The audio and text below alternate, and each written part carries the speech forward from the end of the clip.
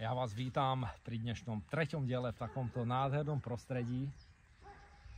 Krásne počasie a ako sa hovorí, prírody nie je nikdy dosť. A tak som si nenechal ujsť túto príležitosť natočiť dnešný tretí diel a bude to zároveň aj štvrtý diel, pretože pravidlo číslo 3 vystúpme z očakávaní a pravidlo číslo 4 pochválme sa, zhrniem do jednej problematiky alebo do jednoho celku. Je to aj z toho dôvodu, pretože celkovo, ako som naznačoval, všetky tie 4 pravidlá, to znamená, poďme si ich zopakovať. Na začiatku akékoľvek činnosti alebo aktivity si stanovujme jednoduché, malé, ale hlavne čo? Reálne ciele. Pravidlo číslo 2. Fokusujme sa na tie jednotlivé malé kroky. Pravidlo číslo 3. Vystúpme z očakávaní. Pravidlo číslo 4. Nezabudnime sa pochváliť. Všetko je to jedna nádoba, ktorá veľmi úzko súvisí. A aj v tomto pravidle, pravidlo číslo 3, je pravdepodobné, že bude veľmi úzko zasahovať aj do pravidla číslo 1, aj do pravidla číslo 2. A tak sa pokúsim byť už nejaký ako stručnejší a kratší a efektívnejší v tomto, aby som sa zbytočne nezamotával do tých pravidel predošlých, ale ako hovorím, je to aj z toho dôvodu, že to všetko jedno s druhým veľmi úzko súvisí. Poďme sa na to pozrieť. Pravidlo číslo 3, očakávania. Čo myslíte? Sú dobré očakávania? V čom sú dobré očakávania? Očakávania, už sme u tých pravidel predchádzajúcich, očakávania vznikajú kedy? Keď v podstate si zadávame obrovské ciele a s tým vzniknú čo? Obrovské očakávania. Presne tak. Takže očakávania. Ja som počul jeden krásny citát, neviem, kto to bol, ale ten citát znel niečo v tom zmysle, že ako náhle vystúpime z očakávaní, ako náhle vystúpite z očakávania, dostávate sa do novej dimenzie. Ste úplne slobodní. Nádherná vec, obrovská vec a pravdivá vec. Pretože samozrejme ja osobne môžem povedať, že som expert. Ale pozor, expert v tom, že som celý život som vlastne žil v nejakých očakávaní a preto veľa činností, ktorými som začal, nikdy som ich nedokončil. Tie 4 pravidlá, ktoré v podstate som si začal potom písať a uvedomil som si ich, tak vlastne som dostal odpoveď na to, prečo som v živote veľa vecí nedotiahol. Takže tieto 4 pravidlá vlastne boli pre mňa obrovským zadozučinením a obrovskou odpoveďou práve na to, na čo som hľadal tú odpoveď. A to je, že prečo stále niečo začneš, nedokončíš, potom príde nejaká iná činnosť, zase to nedokončíš. A zrazu som si povedal, že o tej disciplíne premýšľal som a potom zrazu sa mi začali vynorovať tieto 4 pravidlá. A tá odpoveď potom bola: Igor, ty si celý život si tieto 4 pravidlá nedokázal dodržovať. A to bola taká obrovská krásna vec, sa mi stala vlastne, kedy fakt ako človek zrazu proste si uvedomil, že no sakra, ale je to tak, že ja tu vlastne hovorím o tom druhým, ale sám som si povedal, čo je nádherná vec si to priznať, je to krásne. Nehrať na seba frajera, nahadzovať masky, to sa mne nemôže stať a podobne. Nie, preto to takto bolo, ako to bolo. Celý ten život a stále sa učím. Takže očakávania. Robil som si obrovské očakávania, pretože som expert, pretože viete čo, mal som spustu činností. Ja neviem, pilotný preukaz, fotenie, barmanský kurz, ja neviem, čo všetko by som ešte našiel. Ja som za to vďačný, pretože všetko je to nejaká životná skúsenosť. Ale príklad, posledne zaujímavá vec ohľadne očakávania a najväčšia facka pre mňa bola príklad cesta do Indie. Bol som so skupinou ľudí, takzvaná púť k prameniu Gangy a podobne. Krásna vec, nádherné hory, Himalaje, všetko super. Ale ja som tam zase si vybudoval obrovské očakávanie z toho, že India, no samozrejme, naletel som trošku na nejaké tie keci z tých ľudí, to je jedno, že ako také tie, že je človek pred Indiou a je človek po Indii a podobne. OK, kto si na to naskočí, tak možno sa tak udeje. V každom prípade ja som si naskočil na to tiež a očakával som, že príde India, prídu tie odpovede na zmysel života, na celé snáď fungovanie vesmíru. No vrátil som sa, stalo to pre mňa osobne nie málo peňazí a výsledkom bolo to, že vlastne nestalo sa absolútne nič. A potom časom som pochopil, že to som ja mal pochopiť. Za prvé, že netreba cestovať cez pol sveta, ako hľadať sám seba, ja neviem čo všetko, nájdete to aj tu v krásnom lese. To je jedna vec, ale to je na iné téma.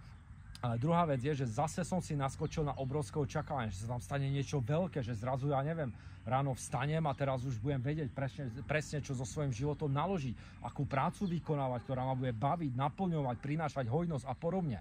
Takže ako hovorím, očakávanie je pre mňa, to je snáď z tých 4 pravidel to najhoršie, na čo môžete si fakt nabehnúť, mať to očakávanie v akejkoľvek činnosti. Teraz práve vidíte, to nie je o športe, o nejakých klikoch. Je to v čomkoľvek, proste, čo si nastavíte, ale hneď za tým vidíte proste to veľké, to obrovské, ako hovorím. Tie veľké ciele nastaviť si a s tým spojené automaticky, ak budete vidieť len tie veľké ciele, len tú horu konečnú, ten cieľ vašej cesty, tak s tým prídu aj tie obrovské očakávania. Fú, to bude na tej hore, to budú výhľady, to bude všetko. Môže to byť celé úplne ináč. Ale úplne si necháte vlastne uísť pozornosť tým malým krokom, to znamená tej ceste, jak ste išli k tej hore, alebo na tú horu respektíve. A máte obrovské očakávania, aké to tam proste bude. No ale v konečnom dôsledku možno tam vyleziete a vôbec tie výhľady také byť nemusia. Môže to byť úplne niečo iné, než ste očakávali. A teraz príde tá veľká demotivácia, sklamanie. Príde niečo, že si poviete, tak ja už na budúce ani na žiaden kopec nejdem. A tak to môže byť s akoukoľvek činnosťou. Proste tie očakávania. Hlavne proste čakať zázraky okamžite. To znamená, že čakácie zázraky včera bolo pozde. Ako to, že sa nedostavili, ako to, že ja už týždeň niečo robím a ešte stále ako vôbec nenapredujem v tej činnosti. Jasne, že napredujete, to sme si hovorili v tom pravidle číslo 2. Je to každé to 1% je práve to zlepšenie. Jasne, že napredujete, vždy sa otočte a pozrite sa na tú cestu dozadu. Aký kus cesty už ste prešli.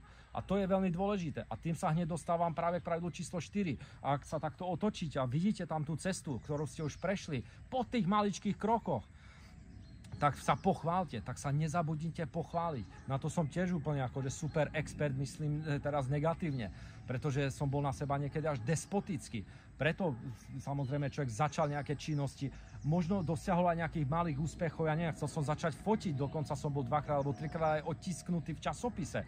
Takže asi to oko som na to mal, nehovorím preto, že sa teraz chválim, hovorím preto, že chcel som ešte viac, ja som mal očakávania, no dobre, čo teraz, ja chcem už robiť kurzy, ja už chcem pomaly otvárať galérie a podobne. No takže už som tam videl zase tú horu, obrovský labyrint, čo všetko okolo toho trebalo spraviť, ale už som sa k tomu nedokopal, lebo proste to bludisko bolo strašne veľké, bolo strašne rozľahlé. Takže ja už som sa proste k týmto nedokopal, k týmto činnostiam, ale po tých malých krokoch. A nepovedal som si, aj keď som spravil niečo malé, nestačilo mi to, nepochválil som sa, sakra, to je dobré, ako začal si fotiť 3 mesiace, si fotil už si ako v časopise, digitálna fotografia, hej, môžete si doveriť, alebo môžem vám dať dôkaz, hej. Takže akože, a nestačilo mi to, chcel som stále viac, ešte niekam, vôbec som sa nedokázal pochváliť, alebo aj keď sa vám stane niečo, že proste občas pochybíte, takzvané, ako sa často hovorí, ja to nemám rád to slovičko, zlyháte, tak sa vôbec nič nedieje, proste normálne stane sa, ráno vstanete, je krásny nový deň a začínate zás.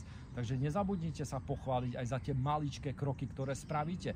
Je to zase krok, ktorý ste spravili, ktorý ste predtým ale vôbec nerobili a teraz ho už robíte. Takže je fakt dôležité spraviť, sakra, dobrý si, spravil si to, dnes to máme zase za sebou a zajtra sa do toho zase pustíme a zase to spravíme. Hej. Takže veľmi dôležitá vec a osobne, ako hovorím, som s tým mal tiež veľký problém proste si povedať aj na tých maličkostiach. Človek očakáva, že sa musí pochváliť len za niečo grandiózne, za niečo proste teatrálne, veľké, hej, to znamená, že ja neviem, že až pokiaľ si kúpite auto, ktoré bude minimálne stať 4,5 milióna českých korún, myslím, nie v eurách, hej, tak až potom je nejaký dôvod, nie je to pravda. Toto je zlatá vec. Pokiaľ vy sa nebudete dokázať tešiť z toho, aký je nádherný tento list, potom sa nikdy nebudete tešiť ani z toho, až budete mať dom za 10 miliónov, auto za 5 miliónov a ja neviem čo všetko. Proste naučte sa zo začiatku, za prvé, ako hovorím, pochváliť sa a pochváliť sa z tých maličkostí, z tých obyčajných vecí. Doprajte si tú pochvalu tak, že si sadnete napríklad tu takto a budete takto v tom krásnom lese teraz s výhľadom na pristávajúce lietadlo na dráhu 24, ale že takto tu budete sedieť a vychutnáte si len to, že môžete, že máte tu možnosť si takto proste tu sedieť v kľude Bez toho, že by proste, ja neviem, vás tu niekto, neviem, naháňal, alebo ja neviem, proste niečo, že si môžete dopriať jednoduchú, krásnu vec. Sadnite si do lesa, tešte sa z toho, že ste v tom lese. Nepotrebujete, ako hovorím, nejaké obrovské veci na to, aby ste sa pochválili. A ešte raz to zopakujem, lebo to je obrovská pravda. Nebudete schopní sa pochváliť nikdy, pokiaľ vaše schopnosti pochváliť sa začínajú tým, že no ja sa pochválim až dosiahnem niečo, až budem mať toto. Nepochválite sa ani potom, pretože potom to bude zase pre tú hlavu, pre tú našu myseľ. To bude zase málo. Poviete si, no mám to, ale ono by to chcelo ešte viac. Zase si naložíte. Takže naučte sa tešiť z jednoduchých vecí, z toho listu, že môžete si ho ošahať, že tu proste leží vôbec ten list. A takto to funguje proste tešenia sa z maličkosti a odmeňovanie sa. Takže odmeniť sa je základ, preto som to dal na koniec ako pravidlo číslo 4, pretože pokiaľ dodržujeme všetky tieto veci a na úkor toho sa naučíme tým pádom sledovať tie malé kroky, pochválim sa za malý krok, dám si na začiatku malý reálny cieľ, splním ho každý deň, pochválim sa za to, že som ho splnil, vystúpim z očakávaní, vymážem z hlavy tie vzorce toho, že musím hneď vidieť, neviem čo všetko, a keď to zajtra nedosiahnem, tak toto. Pochválte sa za to, že sa vám to podarilo. Pochválte sa za to, že nežijete v očakávaniach. Že nie ste ráno nasraní, pretože včera ste už z toho nedosiahli. Čo k tomu viac dodať? Nič ma nenapadá. Mňa nič nenapadá, pretože takto by som to asi zhrnul. Ako celé to očakávanie by som ako nebezpečná vec. Doslova je to nebezpečná vec, to očakávanie. To vám dokáže fakt ako takto. Vám to zruší, úplne zdemotivuje, položí vaše sny, ciele, úplne všetko. Len to, že proste očakávate hneď. Nechajte niekedy veci plynúť. Choďte do toho srdcom, zápalom, to je dôležité. Nehovorím, že teraz len tu budem tak sedieť a teraz všetko sa jasne, nejak by sa dialo, niečo by sa dialo, nejak. Ale jasne, idete si za svojím, tak super, OK, choďte tomu naproti, zaklopajte na tie dvere, ale nemajte hneď očakávania, že ako zaklopete na tie dvere, takže hneď sa stane niečo veľké, že sa stane nejaký zázrak. Dejú sa, zázraky sa dejú, aj to sa môže stať, samozrejme, ale neočakávajte, pokiaľ to príde, tak to príde. Ale neočakávajte to hneď, že to je ten výsledok, to je tá alfa, omega, prečo som to robil, lebo chcem zajtra toto. Vystúpte z očakávania.